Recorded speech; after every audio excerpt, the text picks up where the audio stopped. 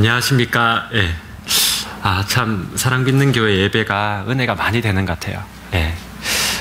자꾸 예배 시간에 찬양을 드리면서 하나님의 그 크신 사랑과 은혜 때문에 예. 흐르는 눈물을 주체할 수가 없습니다.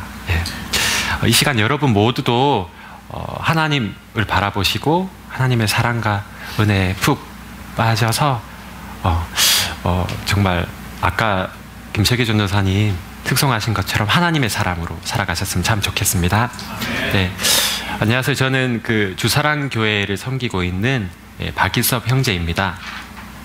오늘 신학교의 날을 맞이해서 왔는데요. 저는 사실 그 사랑 믿는 교회 설교 말씀을 자주 듣습니다. 예. 그래서 여러분의 얼굴은 모르지만 여러분이 들으시는 그 말씀을 저도 많이 들었습니다. 그래서 말씀을 제가 들으면서 이재기 목사님께서 제 중학교 선배라는 걸 제가 알게 되었어요. 그래서 조금 더 제가 가까워진 느낌 이렇게 받았습니다. 그리고 윤석호 목사님과 또 영희 사모님께서 집에서 레슬링을 하셨다는 충격적 얘기를 듣고 저도 같이 충격받았습니다. 그리고 김철기 전도사님께서 역도 체형이라는 걸 제가 들었는데 진짜 실제로 보니까 그런 것 같고요. 허성구 전도사님께서도 운동가는 거리가 못이다는 얘기 들었는데 또 실제로 보니까 그렇습니다. 이 교회를 알면 더 알수록 더 말씀을 사모하게 되고 더 은혜를 체험하는 것 같습니다. 그 말씀의 귀한 자리에 제가 이 시간 서 있는 게 믿기지가 않습니다. 사실 저는 이 자리에 설 자격이 없는 사람입니다. 그럼에도 불구하고 제가 여러분께 드리고 싶은 말씀이 한 가지가 있습니다. 바로 성서침례대학원 대학교를 통해서 하나님께서 저에게 베풀어 주신 은혜입니다. 그 은혜가 제 삶을 압도하였고 저는 그전과 완전히 다른 사람이 되었습니다. 왜일까요? 그 신학교가 저와 하나님의 연결고리가 되었기 때문입니다. 여러분 주보에 보시면 제목이 사마리아 여인의 기억 시옷이에요. 혹시 아시는 분 계신가요? 알겠다. 어떤 사람들은 고생이다. 근심이다. 그렇게 얘기하는데 힌트는 바로 고리를 찾아서입니다. 시리즈 설교 열심히 들으셨다면 아마 아실 거예요. 바로 관계, 사명, 공감, 심 이렇게 4가지. 그래서 오늘 제목은 사마리아 여인의 관계, 사명, 공감, 심입니다. 저한테는 그 연결고리가 신학교였어요. 그래서 하나님께서는 신학교를 통해서 저의 상처들을 꿰매주시고 저에게 약을 발라주셔서 이 모든 것들을 회복시켜 주셨습니다. 저는 오늘 제 이야기를 여러분이 잘 아시는 요한복음 4장의 사마리아 여인과 비교하려고 합니다. 사마리아 여인은 어떤 사람이었죠? 바로 관계가 끊어진 사람이었습니다. 유대 사람들은 이 사마리아 여인을 괴돼지처럼 멸시했습니다. 더 안타까운 소식은 같은 사마리아인조차도 이 타락한 그녀를 멸시하고 멀리했다는 사실입니다. 그녀는 남편이 5이나 있었고 그리고 지금도 애인과 동거 중입니다. 그 여인은 힘든 인생길을 남자에게 의지했어요. 그리고 버림받았습니다. 5번씩이나. 그런데 지금도 또 남자에게 의지하고 있습니다. 그녀는 왜 그럴까요? 왜 하나님을 의지하지 않을까요? 하나님을 몰랐기 때문일까요? 아닙니다. 그녀 또한 그리심산에서 예배드리고 싶어 했을 것입니다. 하지만 그녀는 그녀 스스로를 개돼지처럼 여겼어요. 하나님도 나를 싫어하실 거야. 그녀는 낙심했습니다. 그녀는 남들이 부러웠어요. 특히 엮이는 과정이 아니라 화목한 과정이 부러웠습니다. 그녀는 외로웠습니다. 그녀는 사람들이 싫었어요. 그래서 정말 뜨거운 정오에 물을 기르기 위해서 땀을 뻘뻘 흘리면서 혼자 우물가로 갑니다. 저도 제 자신이 부끄러웠습니다. 저도 다른 사람들과 대화하는 걸 못했고 싫었습니다. 그런데 군대에서는 대화를 피할 수가 없었어요. 그래서 이병 때 대대장님께서 저한테 물으셨습니다. 박이병, 왜 개인 기록부에 할머니, 아버지, 어머니 생년월일이 없지? 그러니까 저는 이병, 박일섭! 몰라서 못 적었습니다. 그러니까 몰라? 네, 전 가족 생일을 모릅니다. 이런 게 다 있어. 대대장님은 저를 개돼지 보듯 보셨습니다. 하지만 전 이상할 게 없었습니다. 왜냐하면 저희 집에서는 생일 파티란 게 없었거든요. 제가 기억상실증일지도 모르지만 전 집에서 생일 파티를 해본 적이 한 번도 없습니다. 예. 저희 할머니, 아버지, 어머니도 제 생일을 모르시고 저도 그들의 생일을 모릅니다. 제 부모님은 5살 때 헤어지셨고 전 아버지와 함께 있었는데 아버지는 2번 더 결혼하시고 이혼하셨습니다. 그러나 그 가정 또한 저에게는 그들의 가정이었고 저는 할머니와 함께 할머니 집에서 단둘이 살았습니다.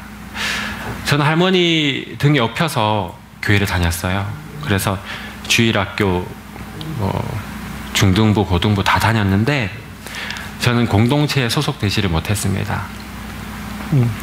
저는 그 교회에서 목사님 가정 그리고 집사님 가정이 그렇게 부러웠어요. 왜냐하면 그들에게는 엄마 아빠가 있었기 때문입니다. 예. 그래서 저는 마음 들 곳이 없었어요. 그래서 저는 오락실로 갔습니다. 그래서 하루 종일 아침에 일어나자부터 저녁까지 오락실에서 오락을 했습니다. 아마 제 또래 분들은 아마 아실 거예요. 예, 뭐 스트리트 파이터, 킹 오브 파 이런 거 아실 건데 거기 하루 종일 했고요. 그리고 시간이 지나서 PC방으로 바뀌었습니다. 그래서 PC방에서 열심히 게임에 전념했고 그리고 학교까지 휴학하면서 게임을 했고 그리고 결국 군대를 가게 됐습니다. 그렇게 철없이 지내다가 군대를 제대하고 나니 제게 현실이 닥쳐왔습니다. 제가 가장이 이제 된 거예요. 저희 할머니는 이제 75세가 되셨고 저희 아버지는 질병 때문에 병원에 입원하셨어요. 그래서 멀쩡한 사람은 저밖에 없었습니다. 어떻게 해야 될까 고민하다가 어느 분이 저에게 대학 입시 학원 등록금을 5개월 동안 장학금으로 주셨습니다. 그래서 전 이게 마지막 기회라고 생각하고 가난한 저희 집에서는 저에게 식비와 책값을 대주었습니다. 그래서 열심히 공부했고 정말 PC방에서 게임하듯이 밤새면서 공부했고 저는 서울대 약대 합격했습니다. 정말 놀라운 하나님의 은혜인데요. 사마리아 여인에게 남자가 있었다면 저에게는 서울대가 있었습니다. 예. 저는 학점 관리, 등록금, 생활비 이런 것 때문에 정신이 하나도 없었습니다. 마음은 항상 불안했고 학점은 잘 받았지만 저는 혈압은 160을 넘었습니다. 그렇게 힘들게 사니 서울대도 친구들도 제 마음을 채워주지 못했어요. 제 마음은 공허했습니다. 정말 서울대와 그 직업조차도 저를 만족시키지 못했어요. 졸업 후 저는 아무도 아는 사람이 없는, 가족도 없고 친구도 없고 그런 곳인 강원도 원주로 갔습니다. 강원도 원주에서 정착하고 새 직장을 구했습니다. 근데 놀랍게도 그 직장은 원주 성서 침례교회 조집사님께서 운영하시는 약국이었어요. 그 약국에서 그 집사님과 함께 장두만 교수님이 쓰신 구원의 길이라는 교재로 성경 공부를 하게 되었습니다. 그 성경 공부를 하면서 하나님께서 여기로 날 이끄셨구나 라는 걸 깨닫게 되었어요. 정학원 목사님이라고 원주교회 목사님이 계신데 그 목사님께서도 저에게 성경으로 가르쳐 주셨고 그리고 저의 구령 상담해 주셨습니다. 로마서 3장 23절에 모든 사람이 죄를 범하였음에 하나님의 영광에 이르지 못하더니 저는 그 말씀을 그때서야 깨달았습니다. 내가 죄인이구나. 정말 나는 살 수 있는 방법이 없구나 라는 걸 깨달았어요. 그래서 하나님 저의 죄를 고백합니다. 회개합니다 라고 고백하였습니다. 그러니 더 이상 제가 부끄럽지 않은 거예요. 놀랍게도 마음의 평안이 온 겁니다. 왜냐하면 요한복음 1장 12절에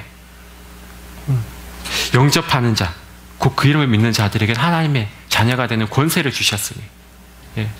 왜냐하면 저는 이제 하나님의 자녀가 되었기 때문입니다. 예수님께서와 함께 하시기 때문입니다. 로마서 5장 8절에 우리가 아직 죄인 되었을 때에 예수 그리스도께서 우리를 위하여 죽으심으로 하나님께서 우리를 향한 자기의 사랑을 확증하셨느니라. 하나님께서 저를 사랑하신대요. 예수님께서 십자가에서 죽으실 만큼 저를 사랑하신대요. 이제 저는 목사님, 집사님 가정이 부럽지 않습니다. 왜냐하면 예수님을 통해 이제 1대1로 하나님께 예배 드릴 수 있거든요. 그 사실이 너무너무 기뻐서 요한복음 4장 28절에서 사마리아 여인은 물동이를 버렸습니다. 목이 너무 말라서 물 기르러 왔는데 버렸어요. 우물에 온 이유를 잊은 거예요. 그녀는 일시적인 목마름 해소해주는 이 우물이 중요하지 않은 걸 깨달은 거예요. 가장 중요한 것은 예수 그리스도였습니다. 예수 그리스도라는 그 영원히 샘솟는 생수를 한 번만 마신다면 우리 삶의 갈증은 없어질 것입니다.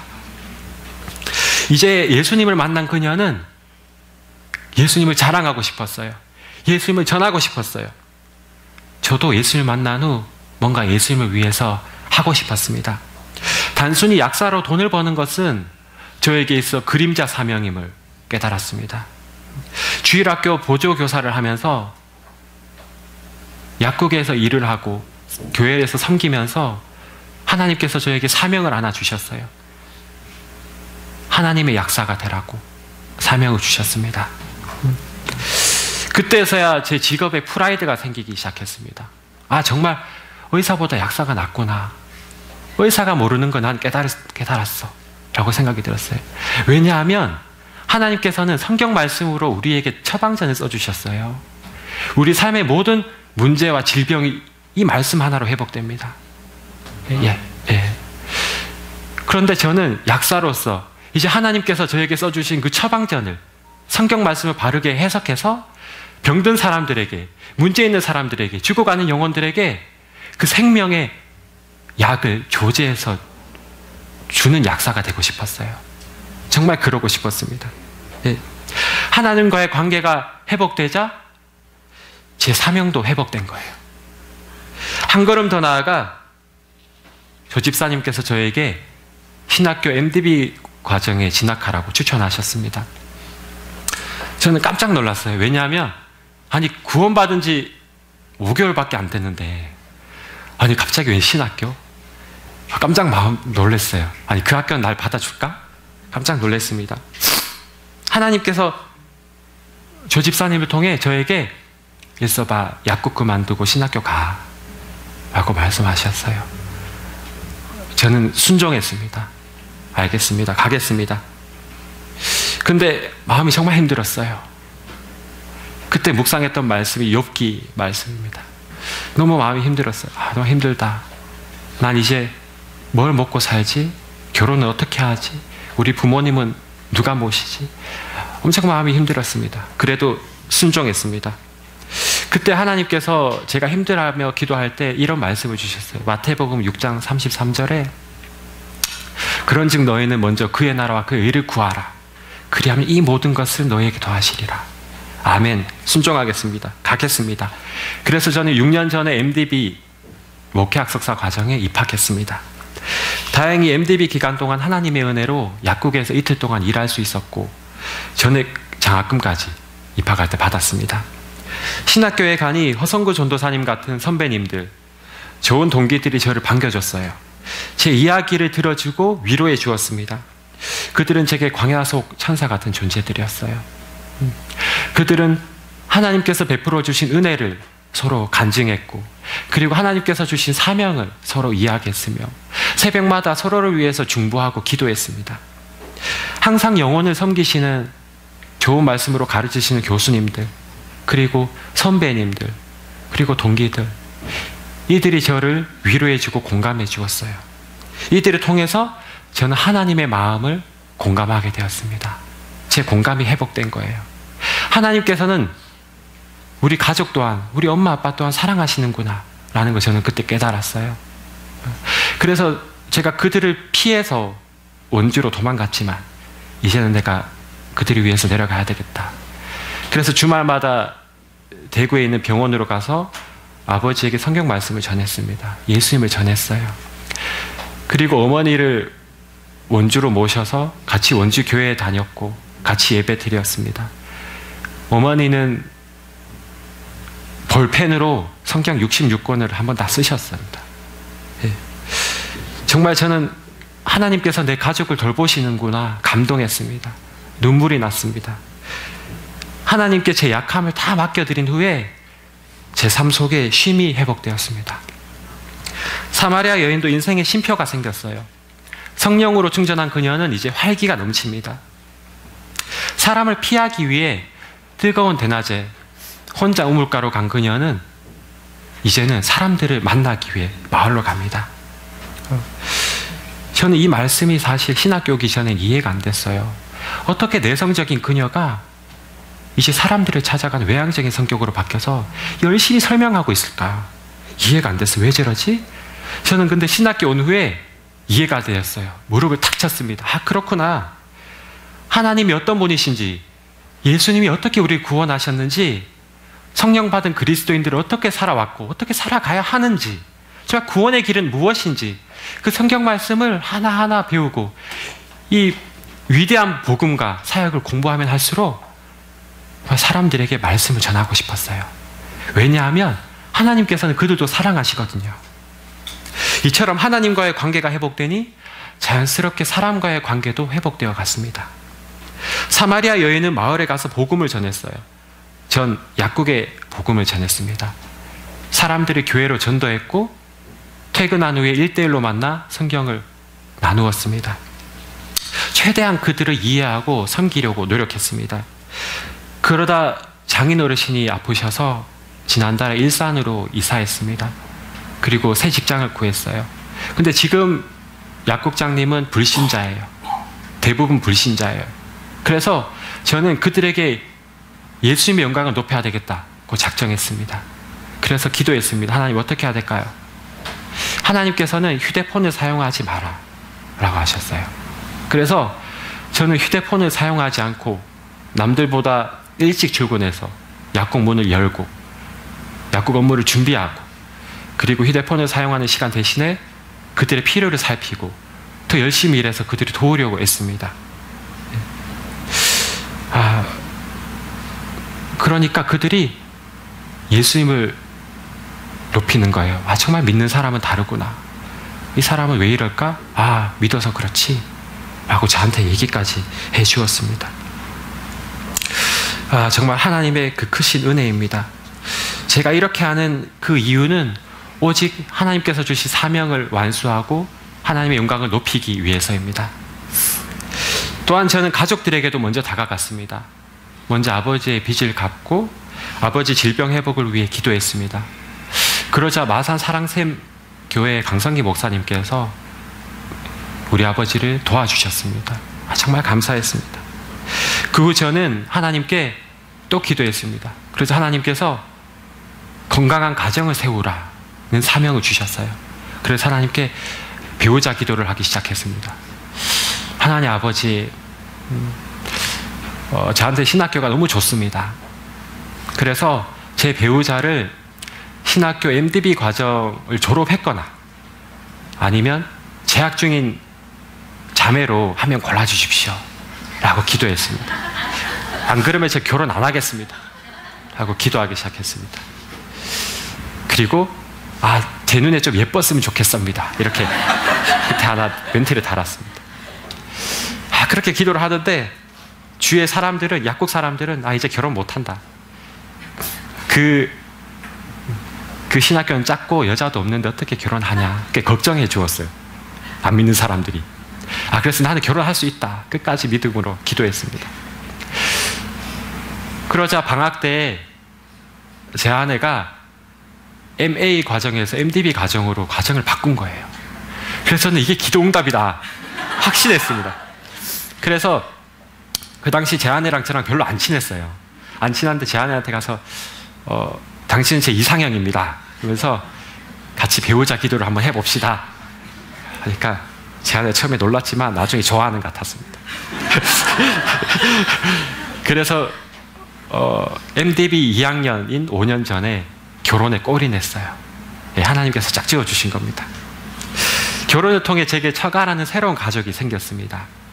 정말 좋아요.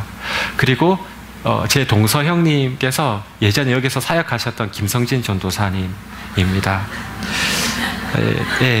새로운 가족 속에서 저는 공감하지 못했던 것들이 비로소 공감할 수 있습니다. 가족들은 매년 저의 생일을 기억하고 챙겨주었습니다. 그리고 가족들과 함께 예배드리고 찬양하고 하나님께 감사드리고 같이 먹고 놀 때 너무나 즐거웠습니다. 예수님께서는 제 삶 속에 사람을 향한 공감을 회복시켜 주신 거예요. 또한 하나님은 교회라는 새로운 가족을 주셨습니다. 원주교회에서 학생부 사역을 할 때 그들과 함께 매주 예배드리고 찬양하고 기도하고 같이 고기 구워 먹고 해변가에 놀러 갈 때 너무나 즐거웠습니다. 교회는 제 삶의 작은 쉼표가 되었습니다.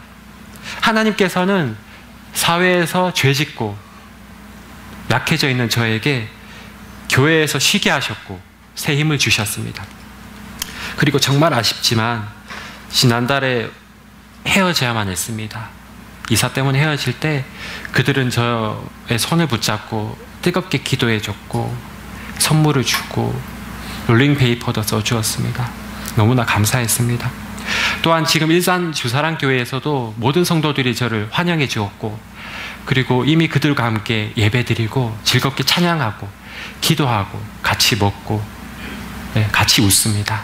참 좋습니다. 이렇게 하나님께서는 교회를 통해서 제게 쉼을 회복시키셨습니다. 이 모든 것은 되돌아보면 다 하나님의 은혜입니다. 에베소서 2장 8절에 너희는 그 은혜에 의하여 믿음으로 말미암아 구원을 받았으니 이것은 너희에게서 난 것이 아니요 하나님의 선물이라고 하셨습니다. 만약 신학교가 없었다면 어땠을까요? 지금의 저는 없습니다. 원주 교회도 없었고 저하고 목사님도 안 계실 것이고 원주에 있는 백두산 약국도 없고 저 집사님도 안 계셨을 것입니다. 만약 신학교가 없었다면 전 어떻게 됐을까요? 아마 가족 같은 교회가 없었을 것입니다. 목사님, 전도사님들이 없었을 것입니다. 만약 신학교가 없었다면 어떻게 됐을까요? 학교에서 이재기 목사님 같은 좋은 교수님도 못 만났고 허성우 전도사님, 김채기 전도사님 같은 좋은 동역자도 못 만났을 것입니다. 만약 신학교가 없었다면 전 어떻게 되었을까요? 전 제 아내를 못 만나서 결혼도 못 했을 거예요. 제 두 아들도 없었고 아버지가 못 되었을 것입니다. 제 구원, 가족, 직장, 교회 이 모든 것이 다 신학교를 통한 하나님의 은혜입니다. 전 MDB 졸업 후에 감사한 마음으로 열심히 일하며 열심히 사역했습니다. 하나님의 은혜로 졸업 전에 첫째 아들이 태어났고 졸업 후에 둘째 아들이 태어났어요. 둘째 아들이 태어나서 정신이 없는 가운데 저는 제 설교 말씀의 부족함을 깨달았습니다. 그래서 THM 강해 설교 과정에 다시 한번 들어가고 싶었어요. 다시 하나님 말씀을 제대로 배우고 싶었어요. 그런데 그러자 또다시 저에게 걱정, 근심이 다가왔습니다.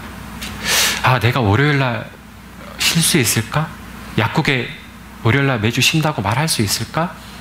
라는 걱정이 시작됐어요. 약국장님, 매니저 약사님, 직원들이 허락할까? 그리고 월급은 줄어들 텐데 어쩌지? 걱정이 시작됐어요. 어떡하지?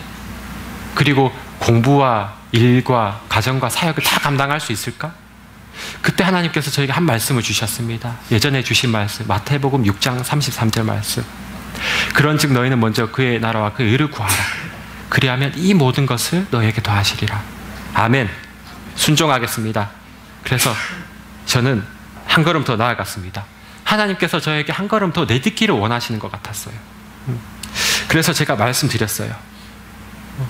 제가 하나님의 능력을 신뢰하고 하나님께 간구했더니 하나님께서 은혜로 막힌 담을 다 열어주셨습니다. 그래서 모든 직원들이 다 허락하고 월요일날 신학교 갈 수 있도록 해주고 심지어 월급은 유급 휴가로 다녀올 수 있도록 해주었습니다. 정말 하나님께 감사합니다. 그렇게 1학기를 마쳤어요. 여러분 중에서 저처럼 하나님에 대해서 더 알고 싶으신 분 있으시죠? 신학교로 가십시오. 신학교로 꼭 가시길 바랍니다. 거기서 하나님과 더 친밀해지시고 좋은 말씀을 배우시고 사람들과 교제하시고 그러시면 여러분의 하나님과의 관계, 사람과의 관계, 사명, 공감심이 회복될 것입니다. 여러분 중에서 저처럼 가정의 회복이 기도 제목이신 분들, 건강한 가정을 세우고 싶으신 분들 계시죠? 신학교로 가십시오. 예. 안전지대를 떠나십시오. 예. 저처럼 가시면 여러분 가정이 회복될 것입니다. 먼저 하나님의 뜻에 순종하시면 나머지는 하나님께서 다 채워주십니다. 걱정 마십시오. 저는 지난달에 원주에서 일산으로 이사 왔습니다. 생활비를 위해서 새 직장을 구해야 했어요. 그런데 제 새 직장의 조건은 이렇습니다. 첫째, 주일 예배 가능한 약국. 둘째, 월요일에 신학교 보내주는 약국. 셋째, 수요 예배 가능한 약국. 이 세 가지만 충족되면 월급이 적고 휴가가 없어도 가겠습니다 라고 기도했습니다. 그래서 면접을 보았는데요, 면접을 볼 때 약국장님께 이렇게 말씀드렸습니다. 약사님, 저는 매주 월요일 신학교를 가야 합니다. 약국장님이 당황하셨어요. 깜짝 놀라서 표정이 안 좋았습니다. 그래서 월요일이 제일 바쁜데 그 바쁜 월요일에 빠지겠단 말이야? 차라리 다른 날 빠지라고. 전 안 됩니다. 월요일 날 빠져야 됩니다. 그래서 저한테 약국장님이 하나님과 약속했냐고 물으시는 거예요. 교회도 안 다니시는 분인데, 그래서 제가 하나님과 가족에게 약속했습니다. 그래서 이 조건이 안 되면 저는 어쩔 수 없습니다. 그러니까 약국장님이 가만히 생각하시더니, 그럼 어쩔 수 없지 뭐, 언제까지야? 그래서 제가 12월 중순까지 매주 월요일입니다. 오케이, 그러면 내가 월요일날 더 열심히 일할 테니까 다녀와. 한 주 쉬고 출근하도록 해. 이러시는 거예요. 와, 진짜 깜짝 놀랐습니다. 그리고 심지어 더 충격적인 것은 월급은 그대로 다 주겠다는 거예요. 와, 저는 정말 마태복음 6장 33절 그 말씀이 생각나면서 소름이 끼쳤습니다. 정말 하나님께 너무나 감사했습니다. 여러분, 작곡장님이 불신자이신데 주말에 매주 골프 치시는 분이세요. 예, 서울에 50평 좋은 브랜드 아파트 사시는 분이신데 그런 분이 어떻게 그럴 수 있었을까요? 예, 점심시간에 손 씻을 시간도 안 주시는 분이에요. 빨리 밥 먹고 오라고. 근데 어떻게 그럴 수 있었을까요? 예, 만약에 화성구 전도사님께서 이재기 목사님께, 목사님, 제가 신학교 공부가 너무 많아서 금요일 사역을 못할 것 같습니다. 저 공부하러 다녀와야 되겠습니다. 그러면 은혜로우신 이재기 목사님께서는, 그래, 다녀와. 금요일 사역은 내가 다 할게. 설교, 뭐 찬양 인도 내가 다 할게. 다녀와. 충분히 이럴 수 있으시죠. 왜냐하면 목사님이시고 교수님이시니까. 근데 이분은 아니거든요. 불신자예요. 예, 교회 한 번도 가보신 적 없는 분이에요. 그래서 저는 정말 깜짝 놀랐습니다. 정말 하나님의 은혜가 대단하시구나. 다시 한번 마태복음 6장 33절을 떠올렸습니다. 이게 바로 하나님의 스케일이에요. 하나님의 은혜입니다. 여러분도 주저하지 마시고 축복의 땅을 밟으십시오. 여러분도 걱정하지 마시고 순종하십시오. 여러분도 기도 응답을 기대하면서 먼저 한 걸음 내디디십시오. 하나님께서는 여러분을 축복의 통로로 사용하시기를 원합니다. 그리고 하나님께서는 신학교를 이미 축복의 통로로 사용하고 계십니다. 하나님이 축복하시고 있는 그 신학교로 여러분 가십시오. 예, 그러시면 신학교를 통해 하나님께서 여러분의 관계, 사명, 공감심을 회복시키실 것입니다. 하나님께서 주신 그 참된 회복을 여러분의 자녀와 형제, 자매, 학생들에게 주고 싶지 않으세요? 그들을 신학교로 보내십시오. 예. 그들이 신학교를 가서 평신도 사역자, 목회자가 되어서 제2의 이재기 목사님, 제2의 윤석훈 목사님 같은 분이 되어 그들을 통해서 제2의 김철기 전도사님, 화성구 전도사님 같은 분들이 나오기를 간절히 원합니다. 그들을 통해서 열매가 맺어지고 하나님의 나라가 확장되길 간절히 원합니다. 그리고 여러분, 하나님의 나라를 위해서 헌신해 주십시오. 물질로 기도로 헌신해 주십시오. 여러분, 신학교를 다니고 싶지만 경제적으로 어려워서 다니지 못하는 형제 자매가 있습니다. 그들이 신학교를 갈 수 있도록 장학금으로 후원해 주십시오. 여러분의 그 결단을 통해서 한 사람의 인생이 뒤바뀔 것입니다. 정말 여러분의 그 헌신을 통해서 가정이 회복될 것입니다. 정말 여러분의 그 기도를 통해서 교회가 세워지고 하나님의 나라가 확장될 것입니다. 여러분, 마태복음 6장 43절 말씀을 꼭 기억하십시오. 그런즉 먼저 너희는 그의 나라와 그의 의를 구하라. 그리하면 이 모든 것을 너에게 더하시리라. 정말 하나님 아버지께서 이 사랑 믿는 교회를 축복하시고 부흥케 하시기 원합니다. 이 교회를 통해서 평신도 사역자, 목회자, 선교사가 많이 배출되기를 간절히 원합니다. 다 같이 기도하시겠습니다. 하나님 아버지,